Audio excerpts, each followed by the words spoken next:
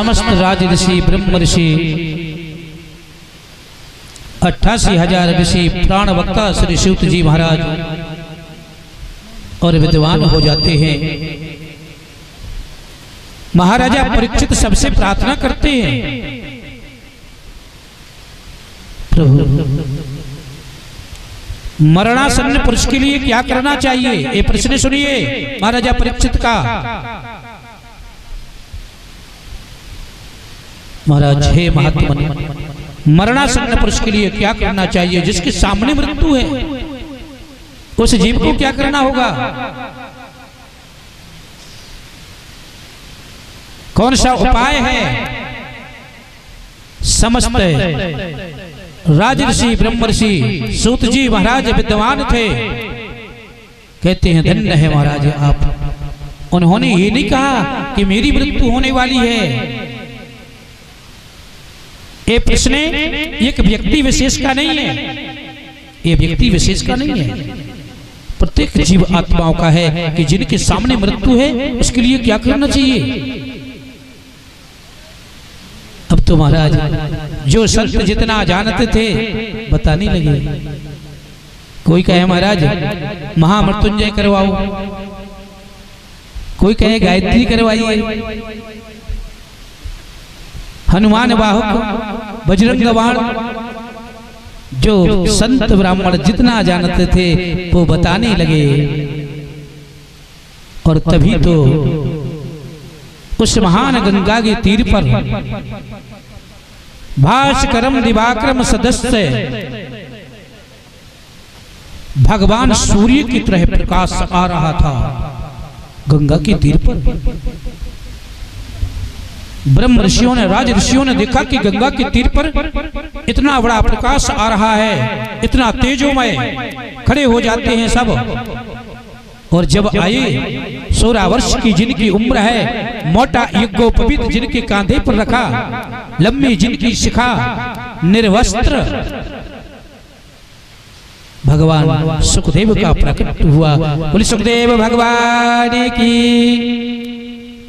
समस्त ऋषियों ने स्वागत किया, महान विभूति का उच्च आसन दिया और बिठाया। आसन पर सुखदेव भगवान बैठे। समस्त राज ऋषि ब्रह्म ऋषि सब विद्वान हो जाते हैं। और राजा परीक्षित खड़े हुए और प्रश्न करते हैं, धन्य हूं मैं, वो श्राप धन्य है जो आज ऐसे महापुरुषों का सत्संग हो रहा है। एक विचार करिए, जीवन में ये सत्संग है हमारा। एक एक शब्द हमारे जीवन में उतार ले हम और आप।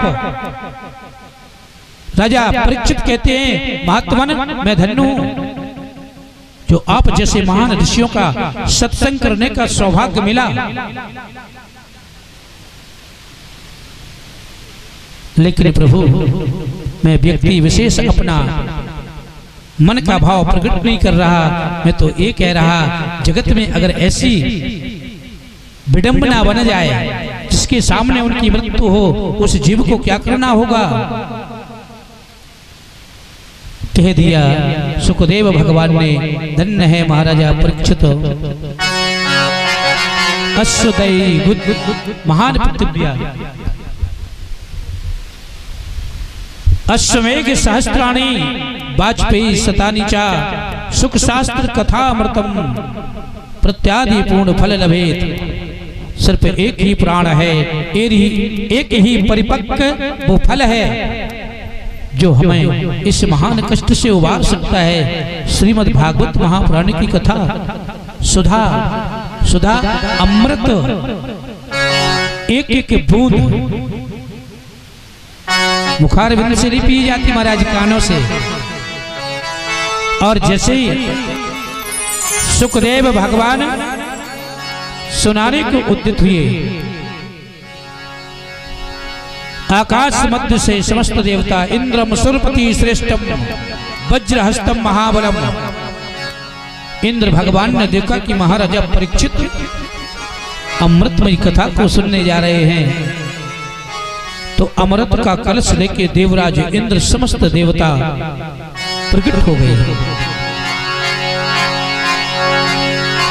देवताओं को देखा, ऋषियों ने प्रणाम किया। अब विचार करिए, बिना बुलाए देवता आ गए और मृत्यु लोक में। कारण तो है महाराज, कारण है बिना बुलाए देवता आए।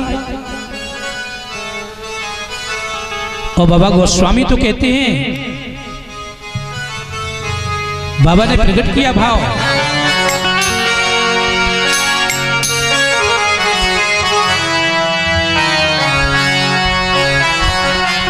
किशोर नर मुनि सबकी यही रीति,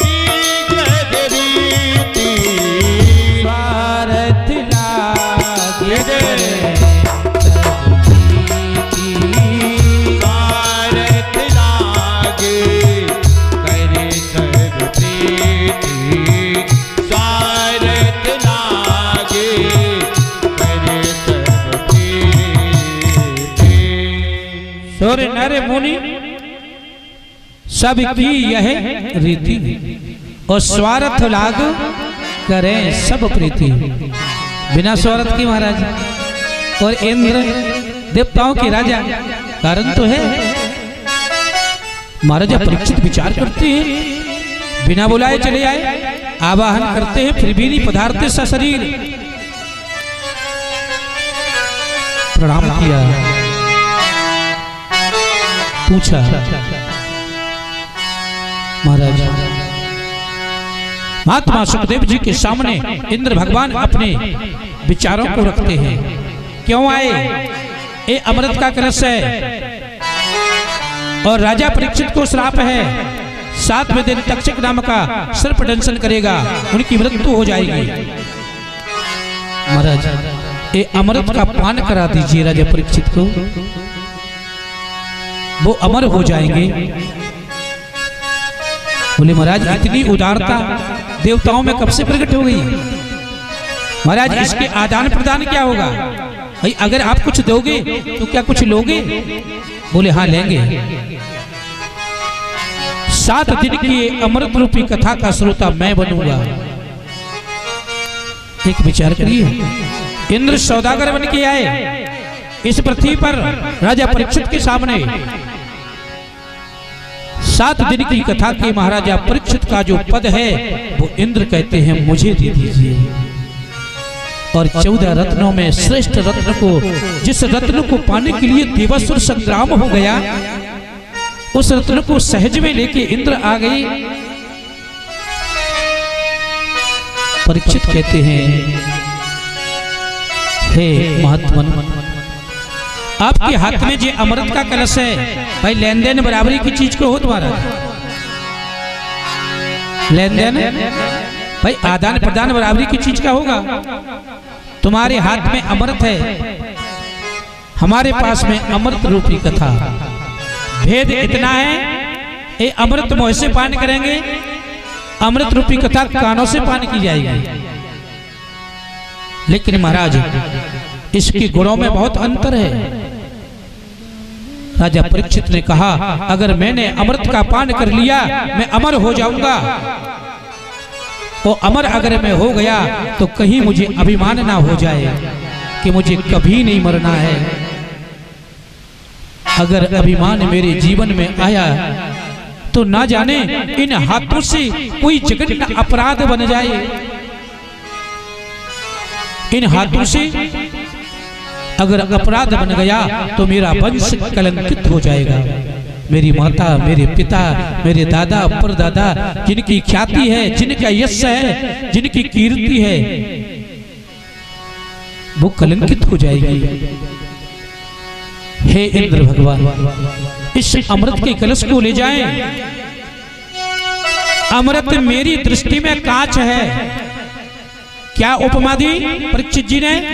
कांच, कांच का टुकड़ा है, ये अमृत नहीं है। आपकी दृष्टि में अमृत होगा, लेकिन मेरी दृष्टि में नहीं है। इंद्र, एक कांच है और कांच के बदले में कोई अपनी मणि नहीं दे सकता, कोई अपनी मणि नहीं दे सकता। बोले आनंद कंद भगवान की जय हो। इस पृथ्वी के वासी महाराजा परीक्षित ने अमृत के कलश का त्याग कर दिया। धन्य है वो सम्राट, धन्य है उनकी अंतर आत्मा में वो शब्द। इंद्र भगवान विचार करते हैं, इस धरती के मानव, ये पृथ्वी के मानव को ज्ञान नहीं है, अमृत की कीमत का पता नहीं है।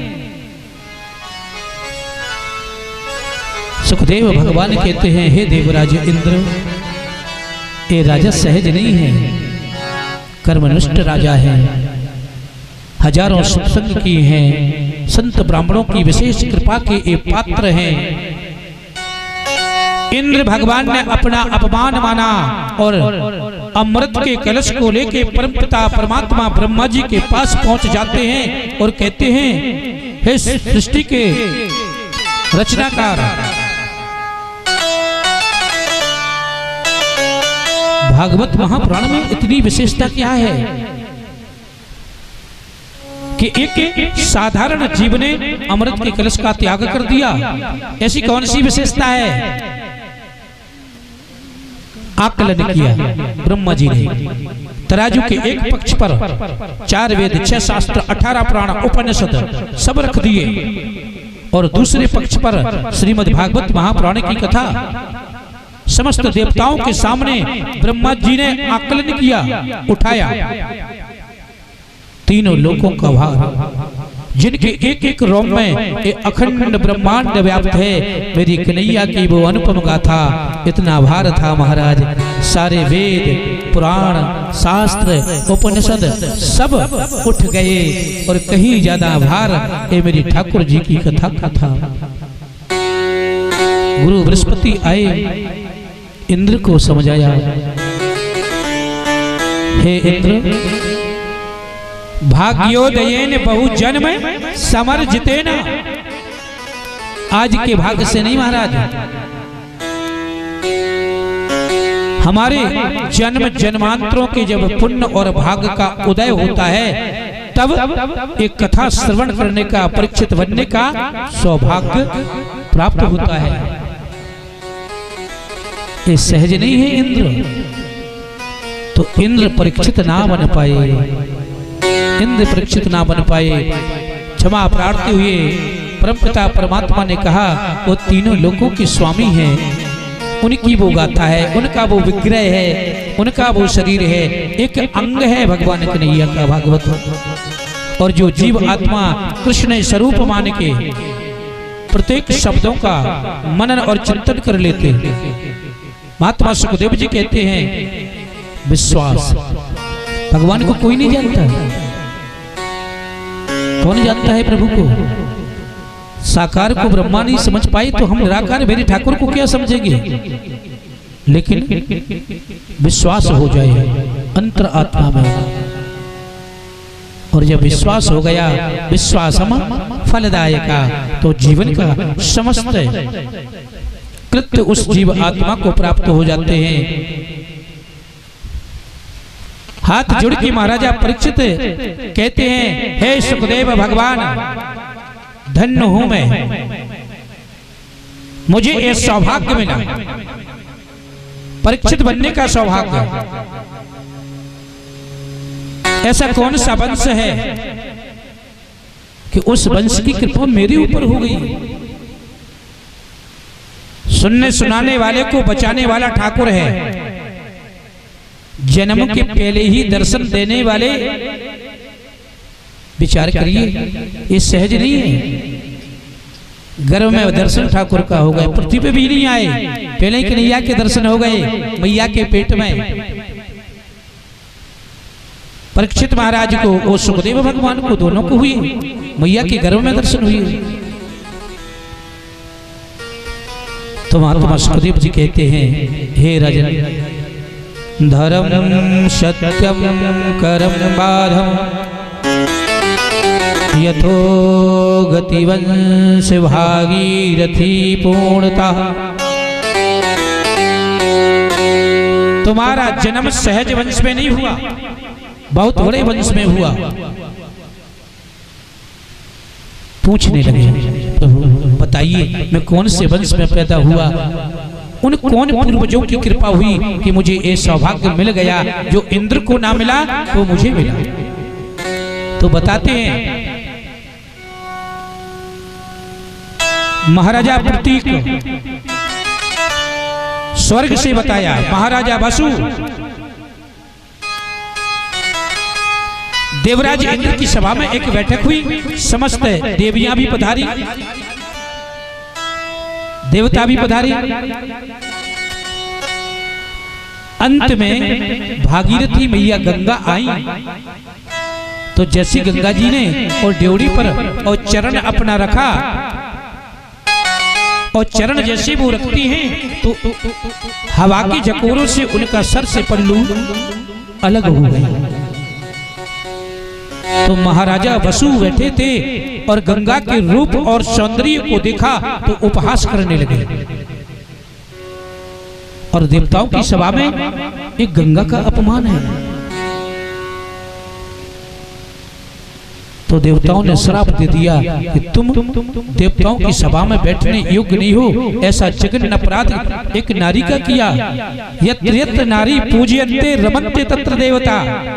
तुम्हें पता नहीं है, जहां पर नारी का सम्मान किया जाता है, जिस घर जिस परिवार में, बहुत बड़ी बातें भी है। यत्र यत्र नारी पूज्यन्ते रमन्ते तत्र देवता, उस घर में देवता निवास करते हैं। ये वेद व्यास का कथन है। और तुमने एक नारी का, एक जननी का अपमान किया। जाओ मृत्यु लोक में तुम पैदा हो, एक साधारण मानव बनके मिट जाओ देवता। ऐसा कृत्य करने वाले चरणों में गिर गया। महाराजा वसु कहते हैं, मैंने अज्ञान के वशीभूत ये अपराध कर दिया, मेरी मोक्ष का कारण। लेकिन एक बात है महाराज, मैं इस यातना को भोगने के लिए तैयार हूँ, मानव शरीर ले सकता हूँ, लेकिन मेरी जिज्ञासा क्या थी, मेरी कल्पना क्या थी? गंगा को पाना। अगर मृत्यु लोक में गंगा मुझे मिल जाए तो मैं मृत्यु लोक स्वीकार करता हूँ। पशु चतुर थे, लेकिन विधि का विधान था और गंगा को तो मिलना जरूरी था मृत्यु लोक में। और राजन दे दिया वचन। क्यों? महान वशियों को देव ऋषि नारद की श्राप थी, उनको जन्म लेना था मृत्यु लोक में और जन्म के साथ ही मरना भी था। अब कौन सी मैया है ऐसा क्या जो जन्म दे वो मार दे? है कोई एक सीमा? वो पवित्र भी रहे, आरोप भी ना लगे, वो कलंकित भी ना हो। और ऐसी किस माँ का हृदय है जो संतान को जन्म दे और प्रलयांत कर दे, मुक्त कर दे? सारे देवताओं ने विचार किया कि ये भागीरथी है, ये गंगा है, ये पवित्र है, यही देवी कर सकती है। और हे राजन, इस धरती पर महाराजा प्रतीक के घर में शांतनु के रूप में वो वसु और प्रकट हो जाते हैं। और जब शांतनु बड़े हो जाते हैं, अपने रथ को चलाते हुए गंगा के तीर पर पहुंचे और गंगा की धारा जो बह रही थी उस धारा को देखा तो कल्पना करने लगे वो देवराज इंद्र की सभा की। कल्पना करने लगे गंगा के रूप और सौंदर्य की। और जैसे ही कल्पना की, वो देवी जल के मध्य में से गंगा प्रकट हो गई। प्रणाम करती है महाराजा शांतनु को। शांतनु ने कहा, देवी मेरा वरण कीजिए, मैं आपको पत्नी बनाना चाहता हूँ।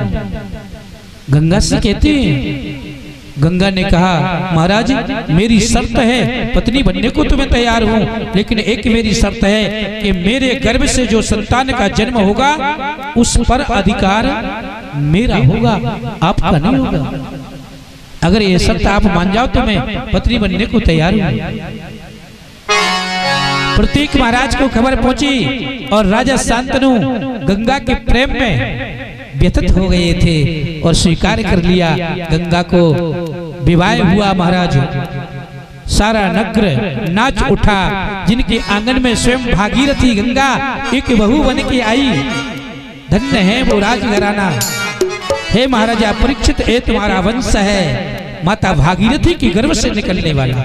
नाचे गाए सारे राजसभा।